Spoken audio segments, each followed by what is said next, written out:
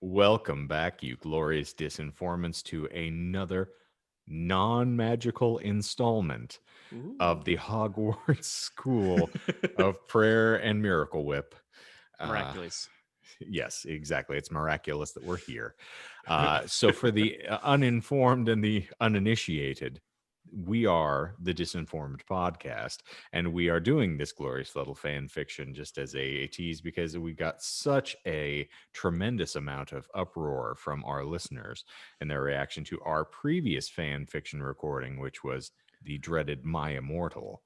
And so Yeah. we're here again. But for those of you who don't know us and are unfamiliar, I'm Shane. I'm John. And I'm Michael. And John is actually in the same room with me for once. And Don't yell. we're well distanced. You don't have to Yes. get hot about it. It's fine. But so I think that's all the preamble that we really have. But if you enjoy what you hear here, then we have a glorious little podcast that escapes every single Monday from your preferred podcast provider app, and you can find us there. And also, if you dig us, every Friday we are also here on the tubes of you and providing you with the Disinformed After Dark, our video companion podcast to our episodes. But now we're doing this every single Wednesday. And so you'll be able to find us right here on the tubes of you. Whoa. Gentlemen, are we prepared to delve back into this glorious bit of nonsense? I don't think Yes. we could ever be prepared. I mean, not emotionally, Oh, then yeah, I'm fine. True. nor intellectually either. But all right. What is my motivation again? You're a Don't make me break the monetization barrier. It's You're a bored housewife writing You lie to fan nice fiction. side. You're a bored housewife. You're stuck on an island all by yourself. Nobody loves you. Okay. I suppose we don't necessarily have to Oh, it's you. preamble that we always did for the other. I'm just too used to doing my Immortal. And so it's Oh. always that, previously on, I do not have prepared. And I No, this is also pretty don't really coherent. need to Yeah. do we prefer the Disinformed podcast presents the Hogwarts School of Prayer. All right. Yeah, I think you're good. Forget it. I don't even care, Oh, care goodness. anymore. Chapter 2, New Horizons. Hello, friends. I've been getting so many lovely, thankful messages from mommies everywhere, and I just want to say thank you all for your encouragement. However, I have also been getting several messages saying that my story is bad because Harry Potter is not just about witches, it is also about friendship and kindness and bravery. Friends, this is exactly what I have been saying. Harry Potter has so many good things about it, but it still has witchcraft. So my children cannot read it. But that's why I'm writing this. So they can have all the adventures and the good morals of the Harry Potter books without all that bad stuff bogging it down. I mean, Matthew 3:12, am I right? Preach. So, without further ado, on to chapter 2. Hogwarts School of Prayer and Miracles? Harry queried and clasped his hands. Just at hearing that name, he felt such a sense of inner peace. He wanted to have more of that peace. He wanted a good peace. And he wanted to learn how to be a good Christian. He was starting to think that peace and being a good Christian were, in fact, the exact same thing. I want to go there. Hagrid beamed widely. He'd been praying so hard to save a soul today, and he was so happy to have saved the soul of such a sweet, earnest one. Or a sweet, earnest little one. Or Ernest P. Worrell, who knows? The poor boy being raised by two parents who were not Christian and both went to work and left him with a babysitter all day long. It was a good thing that Hagrid had got here in time. 5 years down the road, Harry might have been a fornicating, drug-addicted evolutionist. Don't be silly, Harry. Aunt Petunia commanded and wrung her long, bony hands. Come back inside. I will read to you about evolution from the Dawkins. You do not need that silly religion. Harry scrunched up his innocent little face and thought very hard. Aunt Petunia and Uncle Vernon were as close to parents as he had, and this was the only home he knew. Could he really leave? But he was saved now. He had prayed the sinner's prayer. He could not stay here anymore, not with what he knew now. Suddenly, he knew what he had to do. No, Aunt Petunia. He uttered calmly, with childlike wisdom. Evolution is not real, and I'm going to Hogwarts. No, Harry. Aunt Petunia screeched desperately. I have an idea. You can have a second birthday today. You like birthdays, right? Birthdays are not of God. Harry verbalized knowingly and looked at his aunt with an innocent wisdom. You tried to corrupt me, but it didn't work. But I forgive you, Aunt Petunia, because of Luke 23:34, which I magically just found out of my own. Just got teleported to me by God. I've got a message from. I'm on a mission from God. Apparently, Harry's a precognitive. Precognitives are not of God. Author. You're a precognitive then, I guess. That's sorry. I don't believe in premarital sex. And premarital sex is not going to believe in you either. Anywho, all right. Hagrid was amazed once again at the wisdom of little ones. He didn't know if he could forgive someone who had hurt him as much as this woman had hurt little Harry. Deny him the truth? Who could be so cruel? But Harry, he didn't even think twice about it. He forgave just like that. Truly, Hagrid gained a new understanding of Matthew 19:14 that day. Do not leave, Harry. Dudley wailed childishly.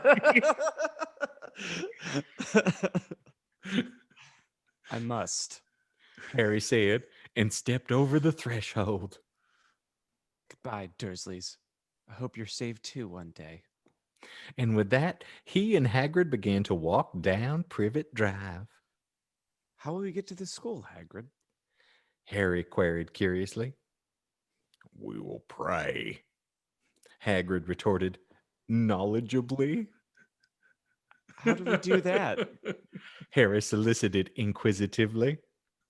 Watch, Hagrid said, and then got down on his knees on the road. It's gonna go for it. The wand chooses the wizard, Harry. Oh, you're a hairy wizard. Whew, all right. Hagrid said, and then got down on his knees on the road. He motioned for Harry to get down on his knees too. Hagrid raised his hands to the heavens and cried out in a deep, thunderous voice, Dear Lord, take us to Hogwarts. And then a Nissan Passat just hit them and they died immediately on impact. If only. And that's the end. If we were keeping to the, if we were going with the spirit of this story, it would be a Ford truck. Like a rock. Like a rock. I'll tell you what. Tell you what, here we go. Got a story for you. You ready? Here it comes. Harry felt himself being whisked away. And in a moment, he was sitting in the cool, damp grass outside a humongous, beautiful castle. He looked in awe at all the tall towers and the gray stones. What a beautiful place. A tall, thin man with a long, pointed beard and big wire spectacles stood in front of Harry. He, mother fucking bucket. Don't Spit. don't open it, man. For reals. Can I just tell you how much I hate Reddit notifications? I don't look at Reddit. There's no. Well, apparently you do if you're getting notifications. According to this tablet, apparently I need to read them. Anywho, I'm sorry, listeners. I love doing this show live. I know it's a lot of fun, So isn't good. it? It's like a No bad like safety net. podcast reading in public. No Michael to edit up the fluff. All That's right. beautiful. A tall, thin man with a long, pointed beard and big wire spectacles stood in front of Harry. He was wearing a brown tweed suit and a nice matching hat. Mm. His shoes were made of leather and polished until they shone. He had a smile, much like Hagrid's smile, so peaceful. Harry just knew he could trust him. A lovely, kindly young woman with a flowing blonde hair and a pleasant, heart-shaped face stood beside this Beside. holy man. I Hello. almost swore. If I need a line reading from you, I'll have a flippin' tag on my toe, Michael. A lovely, kindly young woman with flowing blonde hair and a pleasant, heart-shaped bottom. And a pleasant, heart-shaped face stood beside this holy man. Hello there, little one. The man greeted amicably. I am the Reverend Albus Dumbledore, and this is my wife, Minerva. Welcome to Hogwarts, School of Prayers and Miraculous. So, the retconning of his sexual preference is an important thing to emphasize here. Yeah. Amicably. Yeah. Well, When did this get written? 2014. Was that before or after J.K. Rowling was a monster? I actually have no idea. I think this might have been before. I don't remember when she started retconning things. okay. Important things to know, but yes, there's a lot of things developing here in the midst of this very entertaining and engaging story. Tentatively. Tentacled. It's now my headcanon that they got hit by a Nissan Passat, and this is all just like the final glimpses of Harry's consciousness as he slips into death. So the School of Prayer and Miracles is now Lost Season 8. Or it's the ending of God Is Not Dead, or whatever that dumb movie was, where the whole point Wait, was if which you're an one? There's atheist, like you're 4 gonna of get them. hit. No, His- the very first one. John's Oh. mother dragged him to one film in the course of the last It decade. scarred me for life. And Wait, like he your mom still has dragged not you to gotten over that? this. Yes, Okay. she Okay, I wanted to try to understand, bring yeah. him back into the side of the light Okay. and took him Maybe to that. Quick side story, and then we can just end. That's Yes, fine. and Okay. me. So, it was the year that the year of our Lord. No, Thank you. the year that God Is Not Dead came out. The year of your Lord. Got him.